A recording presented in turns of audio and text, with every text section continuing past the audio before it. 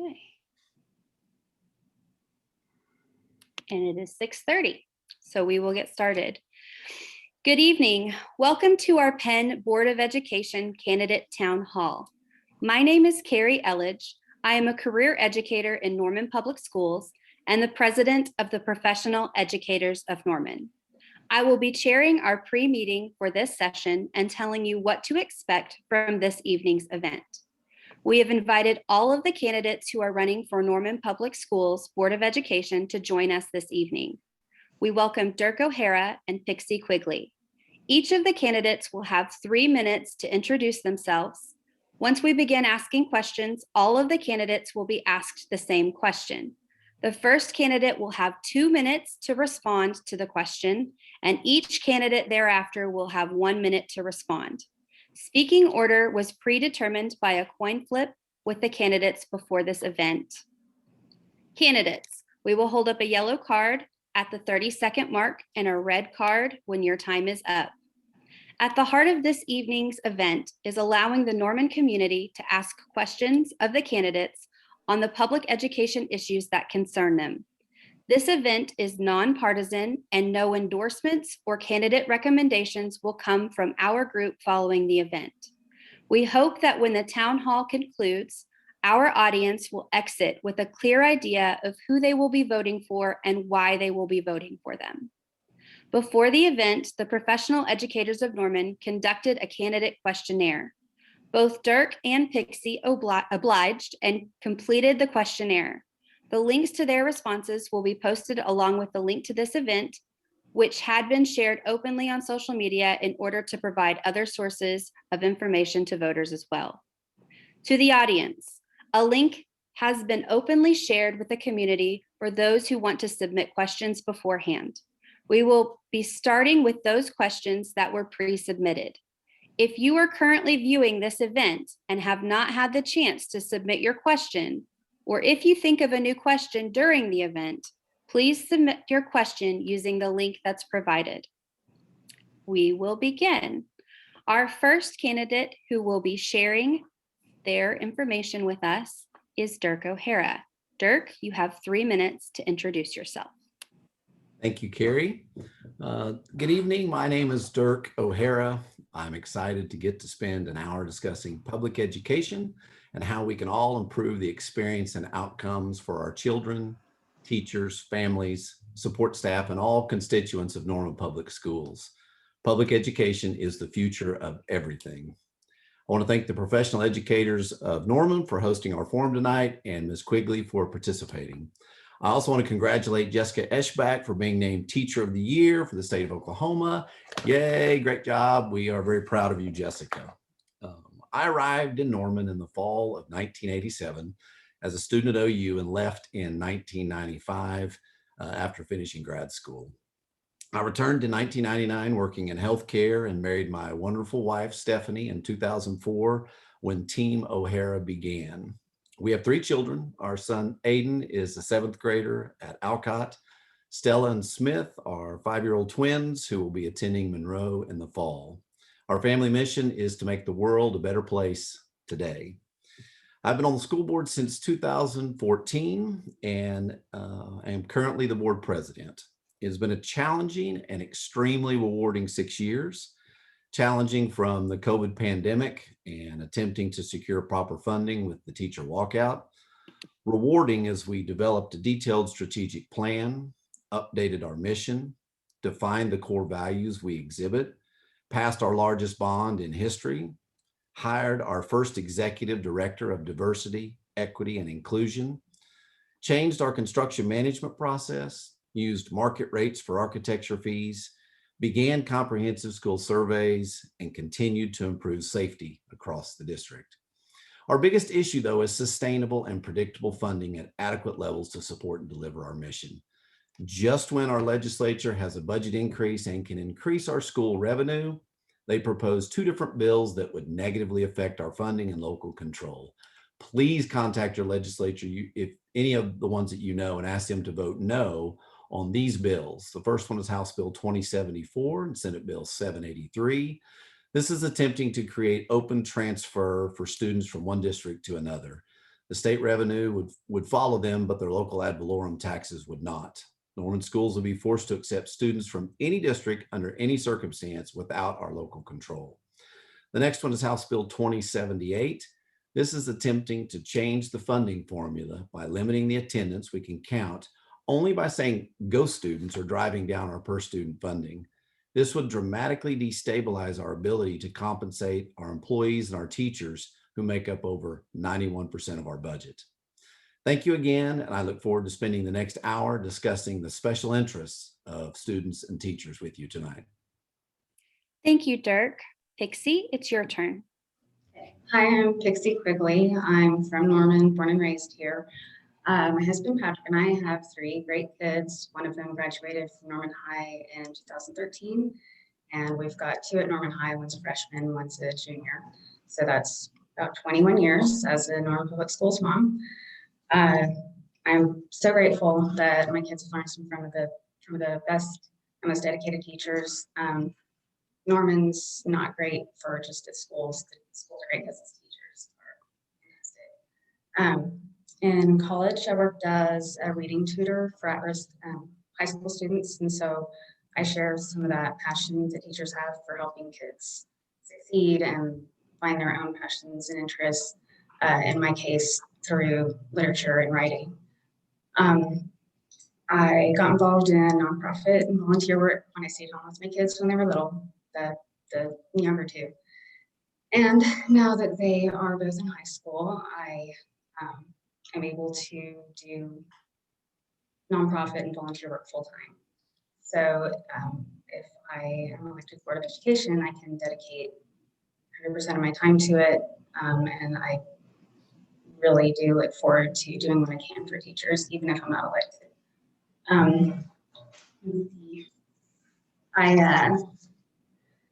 Guess I'll go through my experience. Okay, so I was active in the PTA, of course, like all are, at Monroe and Alcott. Recently, I founded an organization called Norman Community Advocacy Team, or NCAT, and we developed an initiative called Learn Safe Norman, which is a group of parents and advocates and teachers.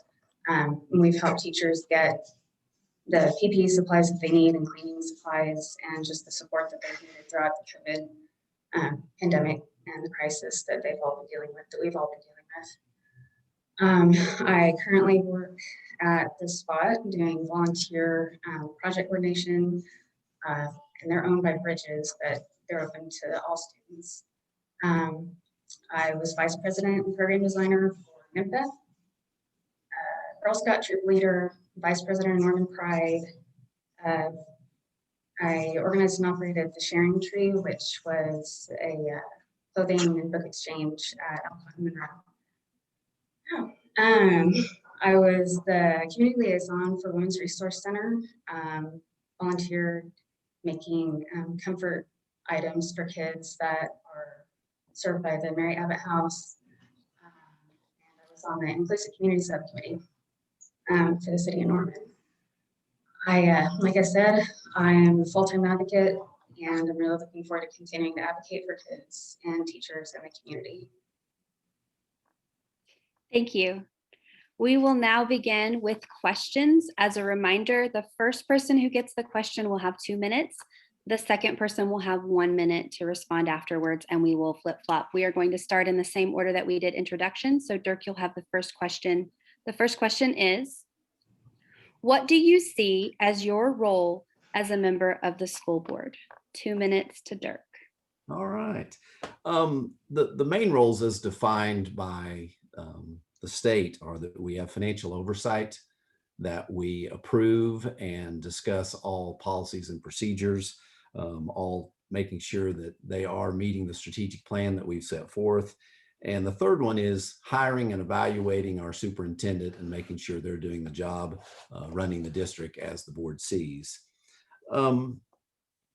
These are the defined functions, but I think it's just a given that we advocate on all levels for public schools, for Norman public schools, for teachers, for students, and just make sure that the community understands what is going on and that we have the proper funding that we need at all levels.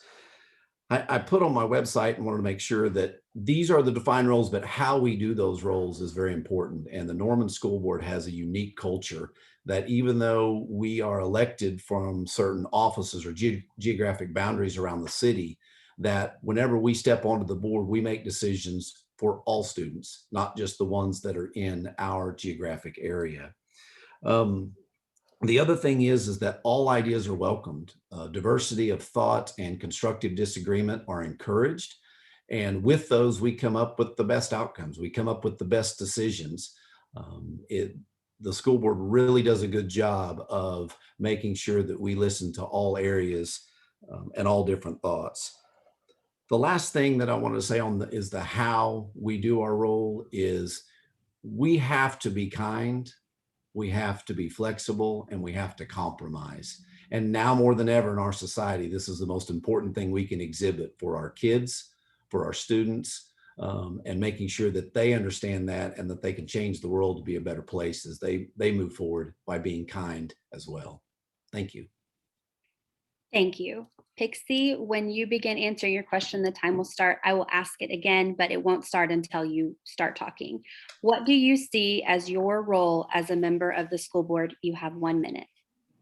I see the school board's primary role to make policy, provide oversight, ensure accountability.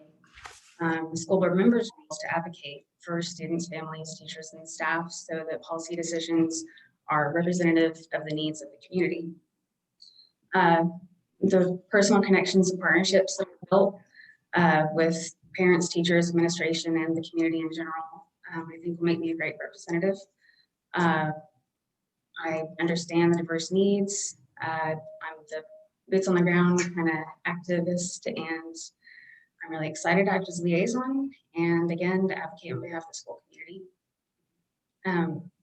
My hope is to help NPS become a more positive and collaborative environment, and help, I guess, us find sustainable policies that will benefit all students and families and teachers. Okay, thank you very much. Question number 2. This one goes to Pixie first. What is the goal of K-12 public education? You have 2 minutes.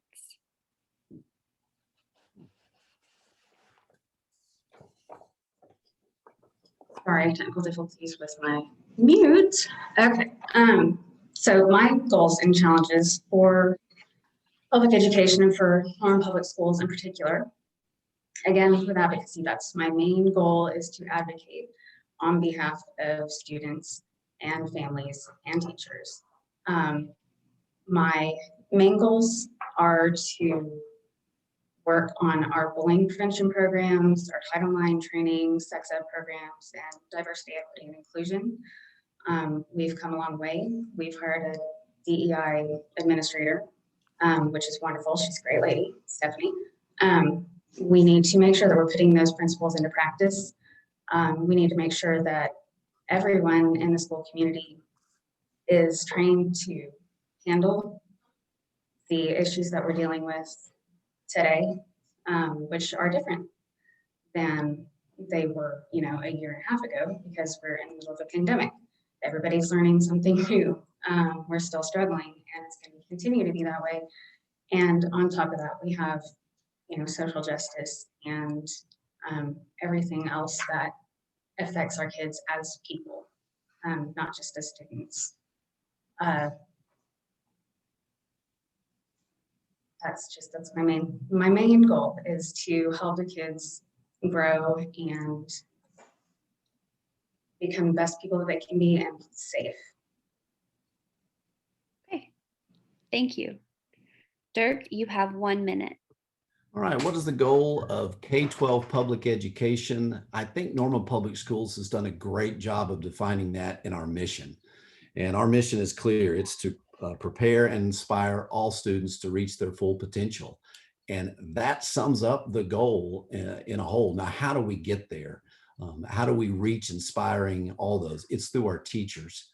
It's through our teachers, our support staff, but our teachers do an incredible job every day at teaching to the individual student and not to a class. how do I reach each student in my class in a way that they know is going to touch them and inspire them?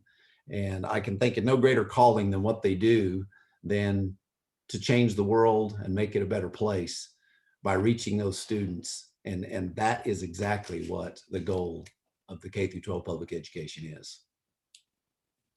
Okay, thank you. Thank you. Our next question is, what do you see as the greatest successes of Norman Public Schools as a district? This question goes to Dirk first, 2 minutes. Yeah, our greatest success that comes to mind for me is we have a school district that's over 50% free and reduced lunch. We have many at-risk kids in our school system. And even though we have these at-risk kids, by the time they are graduating high school and we are compared on academic standards across the board, we are as good or better than most, if not all, of the other 6A schools, of which many of them have half or less the same number of at-risk children. So if we can take kids that have gone through trauma, have gone through tough times in life, have just had things not be fair in their world, and we can pull them through elementary school and mentor them through middle school and educate them through high school, then that's one of our greatest successes. You can see that throughout the district, just our number of National Merit Scholars, how they are participating in arts programs and school programs. We do little things too.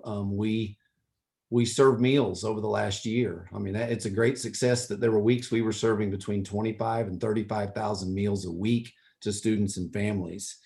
Our continuing education for our teachers is second to none, and not only in the state, but in the country. If you look at the teachers of the year right now with Jessica Eschbach and the former ones that we've had, Sean Sheehan, the counselors of the year, the admin coaches, ADs and principals of the year. Dimensions Academy, that is a leading program that most schools in our state would love to have and are coming to learn from us on how we do what we do there.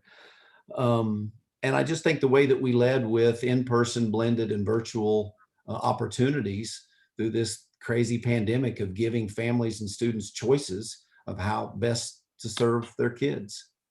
Thank you. Thank you. And Pixie, you have 1 minute. Dirk is right. Norman does meet the needs of many at-risk kids. And again, dimensions is a huge deal to me. My oldest had to catch up there in his junior year and had to take a semester, and he was able to graduate on time. And this was back when it was in the little tiny building over on 12th and Main. And I was so excited whenever we were able to use the bond money and give them a new building. I haven't been over there yet, but I can't wait to tour it. I've heard great things.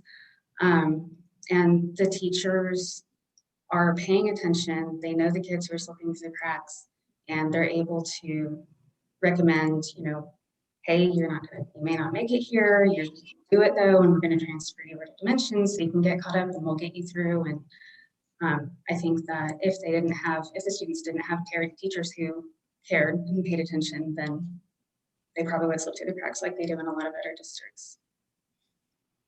Okay, thank you.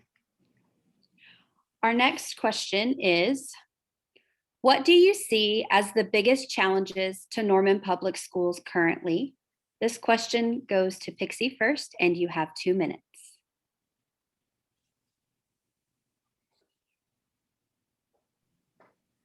Okay, so like I said, I think that we definitely have issues with diversity, equity, and inclusion, and we have issues with bullying, and we have issues with sexual misconduct.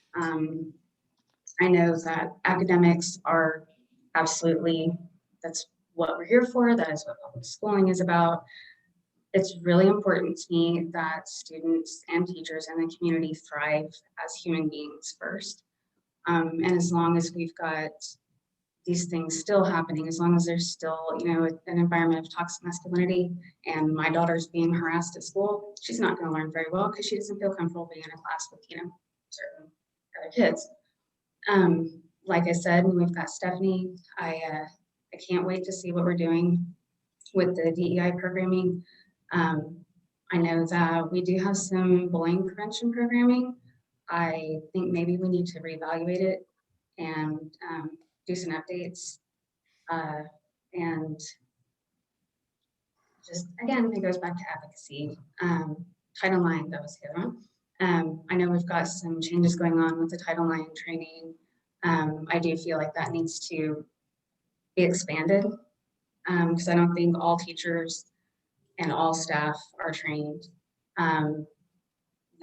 We're doing better. We are doing better, but we have a lot of progress to make in helping our kids become safe and better people in general. Thank you. Dirk, you have 1 minute. Without a doubt, our biggest challenge is sustainable and predictable funding. We fluctuate many times with the state cutting us in, mid-year, which is just unacceptable. We have to have a better plan to know that at least our funding is going to be good through this year, and let us plan for that as we go forward. We need diversity of teachers. It's very important for our teachers to look like our student population, and it currently does not. We need a better way to recruit. Norman's been spoiled, and we've gotten some of the best teachers, and now as there's a teacher shortage, it's harder and harder for us to keep up and to put a system in that we haven't had in the past of a great recruiting system. But the other big challenge I want to touch on real quickly is just charter schools, and one charter school specifically that pays its teachers and pays parents to recruit kids to go to their school. They pay 10% of their revenue to a management company that 2 years ago had no employees. That is just a travesty and should not be going on in the state of Oklahoma. Tax dollars going there. Time. Thank you. Our next question is, what would you do to help combat the denigration of our educators and our public school system? Dirk, this question goes to you first. You have 2 minutes. I think the first thing that comes to mind when you talk about the denigration of educators in our public school system is educating people what our teachers are doing and what the challenges they are faced with every day. I think that people need to walk through the shoes of anyone that they're denigrating. And if it's a teacher, they need to step in and see what is going on when they start early in the morning. And you may have a trauma-informed kid, you may have a child who has been wearing the same shirt for 3 days because they're staying with their grandparent and they don't have, a washer or a dryer. They may have children with impairments or disabilities. There may be bullying going on in the class. All of that they get to deal with while keeping a smile on their face, while teaching a subject, and while trying to improve the outcomes of every child in their classroom. And I think that anybody that doesn't understand how difficult it is to get up in front of a group of people of any age and teach a subject, sometimes multiple subjects in elementary school, every day, all day long, and then tomorrow get up and do the same thing again, they don't understand the challenges that our teachers face and how professional that they are. So it's an education system, it's a PR system, and part of that also starts within our education system. We need to have a more positive outlook on our profession as a whole. And we need to be working on middle school students and high school students and saying, you would be a great teacher. Let's look at what your path would look like if you were in front of this classroom someday. And that would help us recruit our best and brightest and start talking about how wonderful education is. So I think we have to educate the people from the outside, and I think we have to speak as positively as we can about our own profession on a regular basis. Thank you.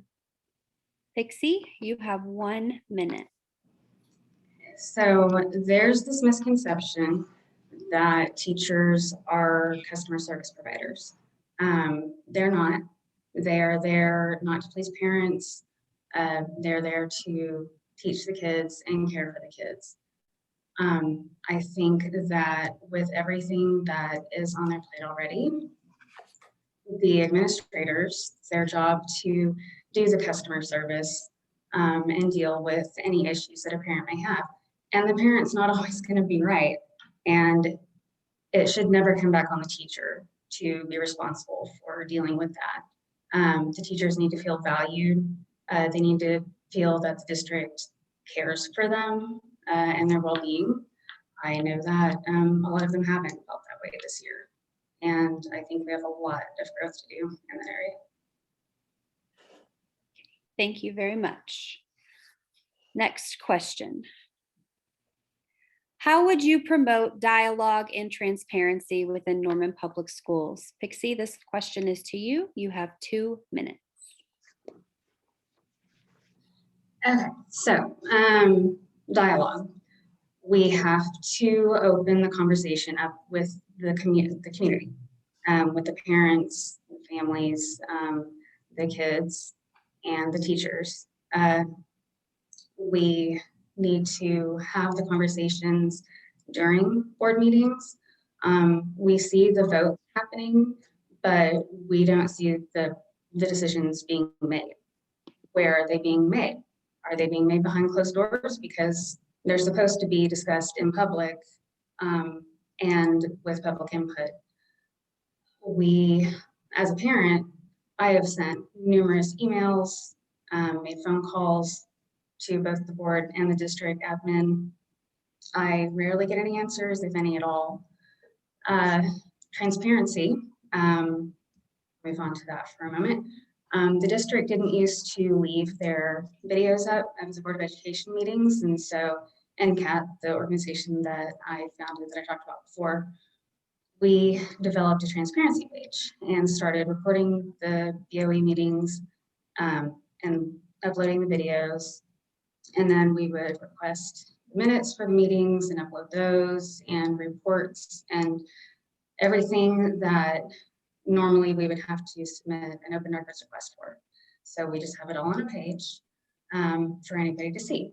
The district did start, give them credit, they did start uploading and leaving the videos on the website, and they've also started making their PDF searchable, which is great because some of them are, one of the most recent minutes, like 200 pages long, so you're able to search that now. But the main thing is that you have to have community input because the students and the families are the community and you're serving them, and they need to help you make the decisions. Thank you, Pixie. Dirk, you have 1 minute. The first thing that we tried to do in hiring our communications director coming out of the 2017 strategic plan was, how do we get answers back? And from, we've got 1,800 staff members, 1,200 teachers, 16,000 students, 100-some thousand people live in our town. We've been working on trying to do more comprehensive surveys. Yes, they've got a long ways to go to get better, but prior to then, we did very few surveys and had very little chance for people to give input on a regular basis. It worked really well with our bond process, and it worked really well with just trying to get feedback through the last year. I think that they can be clear. I think they could be defined more, but it was a great start. We have to continue to do that. We have kind of our internal transparency that we need to work on with our teachers and our staff of always making sure that they have the information that they need. And that kind of goes through this hierarchy through the principals that I think we can definitely work on how we're communicating that way. And we have our external communication with our constituents. Thank you. Thank you. Next question. What will you do to ensure you are hearing all sides on issues you will be voting on? Dirk, you have 2 minutes. I think I'll continue to do what I've tried to do, which is listen. I think too often we as leaders want to speak, and most of the time we need to listen. I very much enjoy the public communication at our school board meetings because we do get to hear from sides. We do get to see the emotion in people's faces.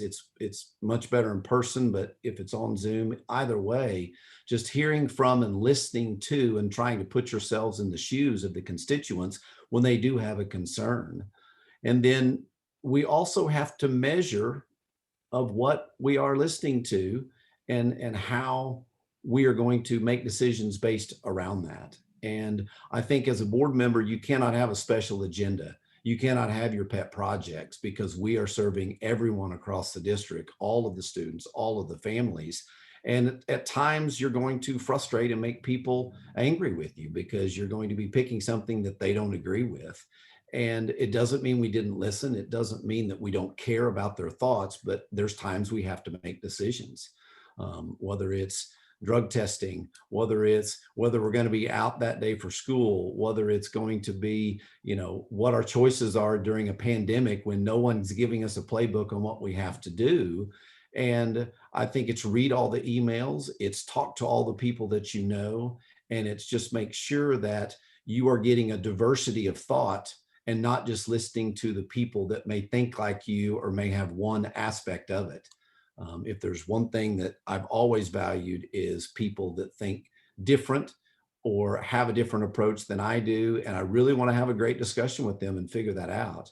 And our board as a whole is very good at that. We're all very different people, but we all do want to hear what we're getting from each one of us, because at the end of the day, we all have a great care for our students.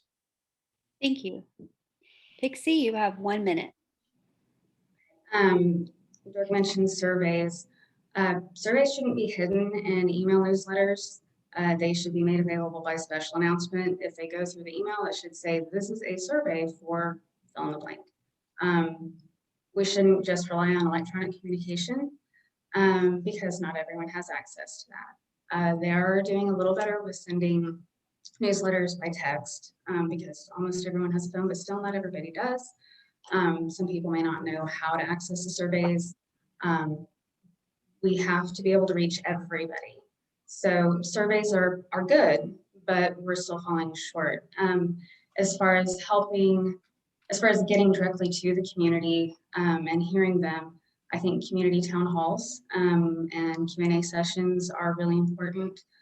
There's no back and forth correspondence during GAOE meetings, so that's really the only way we're ever going to have an actual conversation with the community. Thank you. Next question. The recommended student to school counselor ratio is 250 students to 1 school counselor. How would you work to ensure NPS gets closer to this ratio and increases direct services to students? Pixie, you get to start and you have 2 minutes. This is a really big deal to me. Again, advocacy, it's all about that. The students who just need someone to talk to, if they go to a counselor, that counselor is going to be very likely too busy to talk to them at that moment, because they're acting as testing coordinators, academic advisors, all kinds of administrative things that they should not be doing. That's not what they signed up for. The student advocate program is great, but those people, the advocates, are trained for specific purposes, and they deal with Title IX issues. We need to take everything that is not involved in a comprehensive counseling program and redistribute those things among people who are not counselors, and let the counselors do their job as counselors. I've spoken with several, and they are just exhausted, and they need to be able to do what they signed up for, or we're going to lose them. And again, with the advocates, if we can't find someone for kids who just need to talk to someone for whatever reason, troubles at home, they're failing classes, they've got some sort of other issue with their best friend. My daughter has a lot of that going on. They need to just talk to a counselor, and a counselor needs to be available. Thank you. And Dirk, you have 1 minute. We don't have enough people in the buildings, and our counselors are pulled in every other direction instead of being able to be a counselor. They're pulled into testing, they're pulled into discipline issues, they're pulled in all directions. And part of what I would like to see is volunteer coordinators. I would like to see volunteer coordinators across the district in every one of our schools, to where we've got someone that's all they're doing is trying to volunteer, to get coordinators and volunteer and have them pick up the slack in all of the gaps. we're never going to have enough money to hire everybody that we want. So if we can come up with a different system through volunteers, then that would give the counselors a chance to not have to deal with testing and not have to deal with other issues, that there may be someone very qualified in the community that's more than willing to come and work in our schools and volunteer for free. Thank you. Thank you. Our next question. Ooh. Until recently, Norman Public Schools has been at the forefront of education in the state of Oklahoma. However, in recent years, NPS has seemed to follow other districts more than lead. What role do you think the Board of Education has in restoring NPS's role as one of the flagship districts in the state? Dirk, this question starts with you. You have 2 minutes. Well, we have to set a standard that we're meeting. I don't know that I agree with the premise in the question that we have followed other districts. I think we are a leader and continue to be a leader, and we have many other districts that are constantly calling us and asking us what's going on in Norman Public Schools and how can we come and learn from you guys on a regular basis. Dr. Migliorino is on the state superintendent, Joy Hoffmeister's leadership council. There's only a few superintendents on there. So obviously she views him as a leader because she wants his input when it comes to that. I think that first thing we did in having a strategic plan, when I got on the board, I asked Dr. Sayano, I was like, where's our strategic plan? I'd like to read this and know what we're doing. And he just looked at me and said, Dirk, those don't work. They gather dust. And I said, Joe, we've got to have a strategic plan. And to Joe's credit, he's a wonderful man and he listens. He goes out and hires a great company, and we spend a long time creating our strategic plan that's tweaked and changed and done things. But until you have a written plan and written measurements, you can never reach a higher standard. That's where our updated mission came from. That's where our core values that we hold so dear came from. And it's just so important that we continue to follow down that path. And other districts are asking us, how do you do that strategic planning? How did you focus on it? So one of the things that I'd like to see add as our core values is I would like to see the core value of quality. You know, we have 4 very good core values now, but we don't have a quality metrics in those core values. And I think that could raise the level just by making sure that in all things that we do through those core values, that we are pushing and expecting quality in all that we do. Thank you. Thank you. Pixie, you have 1 minute. So obviously funding is always an issue, especially in states like Oklahoma. We've been struggling that for a long time. I think a lot of it goes back to breakdown in communication. Unless we're communicating with stakeholders, including students, families, teachers, staff, just the general community, how are we going to know if the changes that we're making are having an effect? What effect are they having? Are they working? If they're not, we need to go back to the drawing board and do something different. Priorities may have shifted. Like again, NPS is great because of its teachers. If teachers don't feel especially valued, they're going to go somewhere else. We have to go above and beyond to create a supportive environment for the teachers, open up communication, listen to them, hear them, and work alongside them to come up with solutions. But we can't do that unless we're lifting their voices and actually hearing them. Thank you. Next question. Also, I just want to stop for a second and say you're both doing a great job. Okay, next question. How far does the responsibility of a Board of Education member extend in terms of keeping kids, employees, and their families safe? Pixie, this question is to you first. You have 2 minutes. I think that goes back to what I've already said about advocacy. We're talking about safety this year. We have worked so hard to make sure that teachers have been safe. I personally have worked with other advocates to make sure that teachers have everything they need for their classrooms during the COVID crisis. You know, the PPE supplies, cleaning supplies, working on their behalf between the classroom and the district and families. And the the advocacy part with the kids and the families comes in with, again, the counseling and how that's dealt with. Before we can do any of that, again, the communication has to open up. I think that this district and the community has just had a huge breakdown. I even had that conversation with Justin Milner regarding supplies at the beginning of the year. And we were able to take care of it. The teachers have been getting what they need to stay safe. And again, we just need to keep working with the district and the counseling department and the advocates in order to keep the kids safe at school and at home. Thank you. Dirk, 1 minute.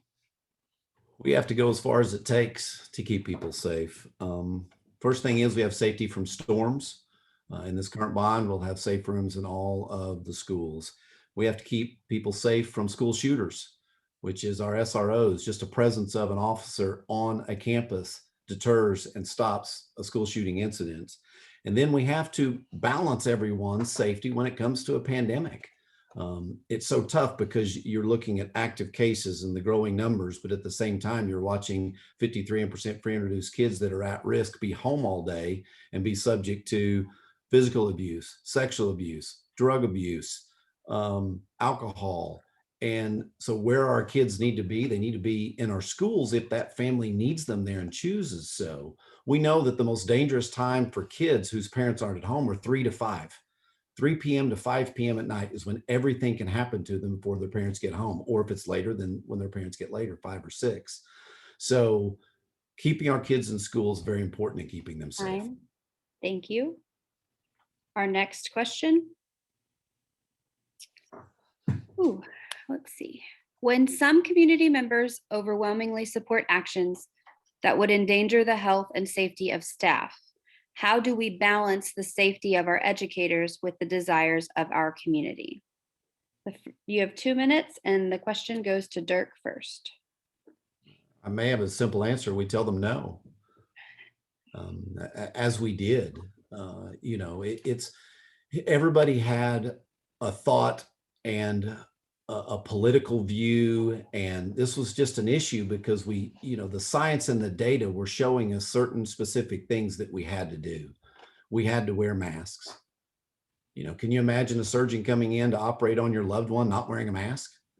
And so as you have those conversations with people out in the community and really spend the time doing it, they started to soften on that. And they did come around to realize that wearing a mask is not an inconvenience and it's saving people's lives by doing it.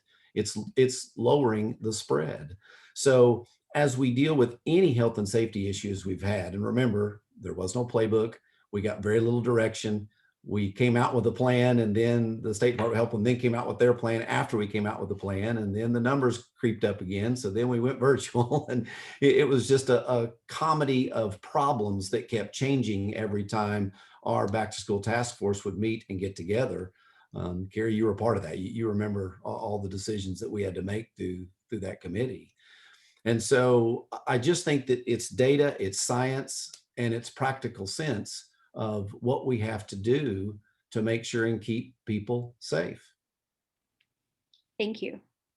Pixie, you have 1 minute. Okay, so the back to school task force, it didn't include teachers' voices. There was, I think there were 2 teachers, and they were great teachers. But in a decision that's going to be made that affects every single teacher in the district, there needs to be a big teacher presence to make those decisions, not just this year for COVID, but any year. Again, it goes back to the communication and people's voices being heard. We need to listen to science. We need to stop moving goalposts. The numbers went up. Oh, well, if we reach this number, then we're going to close. And then it would move as the numbers got higher. So, I mean, we've had this conversation publicly, and again, communicate and listen. That's the biggest thing. Just listen. Thank you. Next question. What are the major roles and responsibilities of the superintendent? And what is the board's role and responsibility in ensuring the superintendent is fulfilling those? Pixie, you have 2 minutes. So first, I just have to wonder what the board's response was to the vote of no confidence. So I'm really not sure what the board's role is in working with the superintendent in that relationship. I do know that the board may represent the district and the superintendent, but they first and foremost represent and serve the community. An effective and dedicated board helps to steer a steady path even when change is difficult and controversial. You can't just go along with what the district wants and everything's smooth sailing, because there are difficult conversations and there are difficult issues and they have to be dealt with, or you're never going to make progress. Thank you. Dirk, you have 1 minute. The first role of the superintendent is to run the district. It's to make sure that his cabinet, they hire and they develop the people to reach our mission and our outcome. And, you know, his role is to get the communication done. As he met with the teachers 3 different times before we had the back to school task force and got their input first before we had a back to school task force. And then he made sure that Carrie was on there as the leader of the largest union to make sure she could communicate with all of them and make sure they were getting feedback and giving feedback through her. We have to develop and evaluate the superintendent. When Dr. Siana was here, we did it once a year and it was somewhat informal. Now we meet regularly 3, 4, 5 times a year in executive session and have very frank and open conversations in evaluating Dr. Megurino and giving him our suggestions of what things need to be done better and what he's doing well. Thank you. Our next question. What do you believe should be done about the apparent erosion of trust between many teachers and district administration? Dirk, this question goes to you and you have 2 minutes. All trust and respect is earned. And when there's an erosion of it, there's differences of opinion and there's an erosion of what's going on in with the communication. And I know that we've got enough committees, as most organizations do, but I do think that either through PEN or through PEN representatives and non-union representatives, we need to have a group that comes out and says, here's the issues that we have, and have a direct communication with the district, whether it's representatives of the board or Dr. Megurino or cabinet, and sit down and just have a frank discussion of here's the issues that we have had and here's the issues that we're facing on administrative side. I've had teachers call me and that have really been frustrated. And when we sit down and have the conversation with whomever is in the administrative service building, whether it's Dr. Megurino or someone else, that usually by the time that conversation's over, the trust is starting to grow and become real again. It's when we listen to social media, it's when we listen to hearsay, it's when we don't get to the facts and don't call that person up and say, is this really what's going on? Is this what's happening? That we get this erosion of trust. And it seems like there's so much chaos in our society right now that everybody wants chaos in our school district and with our school administration too. We're not going to allow it. That's not going to happen. We are going to continue to work as hard as we can to be kind, to be loving, to compromise and be flexible, and to make sure that if we do have these issues, let's sit down and talk through them and work them out, because I guarantee you we all want to serve kids. We may have different ways to do it, but let's work to figure out which one's the best one today. Thank you. Pixie, you have 1 minute. So I'll say it again, communication, listening to teachers, mentioned social media. If a teacher can't feel comfortable saying something in a private social media setting without the district retaliating, there's a problem. That right there just breaks down the communication and puts up all kinds of barriers. Again, teachers don't feel valued. They feel intimidated by the district because of these things. if they get on social media to say things, you know, talk about their struggles and what, you know, what's happening with them, how it's affecting their personal lives. It's not hearsay. It's what's actually going on. And people like me and my fellow advocates, we do something about it and we help them and we reach out to the district for them and reach out to the BOE for them. Whether or not we hear back, you know, it's really frustrating for us as advocates. And I can't imagine how frustrating it is for teachers to have to deal with it that way. Thank you. We have time for one final question. If you've submitted a question, we appreciate it. We're going to go to the last one. And it is, in the past few years, the district has placed an increased emphasis on customer service. How do you feel about this analogy? Who is the customer and what is our product? Pixie, you have 2 minutes. Okay, I mentioned this before. Schools aren't a business. They provide a public service. Teachers are most certainly not customer service providers. They're there to teach and care for the kids, period. Site administrators are there to make sure that their teachers have everything they need to provide the highest quality care, get the best education possible. They are expected to hold the line and enforce policies that protect teachers and enable them to do their job. The district is there to provide that same service for site administrators as the admins do for the teachers, and to enforce and help develop policies alongside the Board of Education, put aside any biases and accept the board's counsel and get the job done. The board is answerable to the constituents, the community, parents and families and teachers. That can be considered customer service because we need to please them by listening to them and taking into account their needs and their wishes for their kids.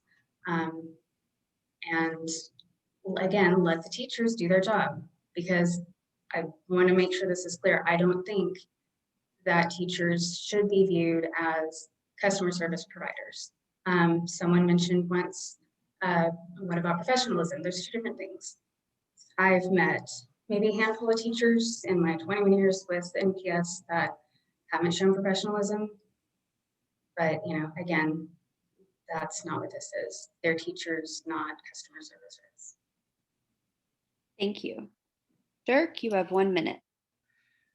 Customer service is a culture. It's a culture of working together and listening and solving issues together. Any world-class organization, which we are at Normal Public Schools, has an expectation of regular customer service training. There are internal customers, and that's our customers that are our teachers to teachers. That's our admin staff and support staff. That's our principals to teachers. Those are internal customers. The product that we offer is we are taking someone's child into our care every day, and we're there to help them open up the world to them. And so our external customers are our 16,000 was, now it's 14,500 students, and all of their parents, guardians, and loved ones. Those are our external customers. So this culture is very important for us to continue to get better as there's more and more competition trying to take our students to charter schools, to private schools. We have to continue to do a great job of the customer service that we've done in the past and will continue to do in the future. Thank you. We would like to thank both candidates for taking the time to answer our questions this evening. Before we end our time together this evening, we would like to invite each candidate to share their final thoughts. You will have 2 minutes to wrap up, and we will start with Pixie Quigley.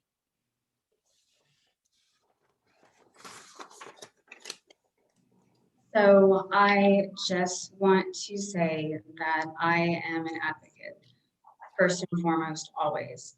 I'm an advocate for students and families and teachers and the community. Those are the stakeholders that make up the community, which is what the schools are supposed to be. That's who the schools are supposed to be serving. I know that the board is supposed to represent the district, but again, the district works for the board, and there has to be a separation there. They need to work alongside each other, but the district does need to take into account that the board is going to represent everybody else, and then, take that and then build policy and do what's right for the community and for the kids. Thank you. And Dirk, you have 2 minutes. Thank you. In closing, I want to thank the professional educators of Norman again for hosting this forum tonight. I want to thank Ms. Quigley for participating. I also want to thank my incredible wife for all of her help, her sacrifices, maintaining the family while I'm away serving the board. Thank you to Aiden, Stella, and Smith. I love you all very much. Thank you to all my former teachers, counselors, administrators, mentors, and sponsors that made public education a life-changing experience for me. Thank you to my fellow board members and administration who have taught me how to continue an incredible culture of service to teachers, students, and the community. Thank you to my 85-year-old dad and my 80-year-old mother. Mom, you'll do great tomorrow afternoon. I love you both very much. Thank you to all the families who entrust their children to our care every day during the school year. Thank you to all the students who we endeavor to prepare and inspire to achieve their full potential. Thank you again to Jessica for being an inspiration to all of us and becoming the State Teacher of the Year. That's an incredible job, Jessica. And a final thank you to all of our teachers who make the world a better place, one student at a time, every day. I humbly ask for your vote on Tuesday, April the 6th, and you can reach me and get more information at dirkforkids.com. Have a great night. Thank you. We would like to first thank each of the candidates who participated in this event tonight. We also thank all of those who tuned in. This link will be provided live so that people can share it on Facebook afterwards. We hope this town hall has provided you with information to help all eligible voters determine who is the best candidate for the job. And finally, thank you to the team who helped put this event together. What you do each and every day for our students is to be commended. We appreciate what you do for Norman Public Schools and for the greater community of Norman. This meeting is now adjourned. Thank you. Have a good night, everybody.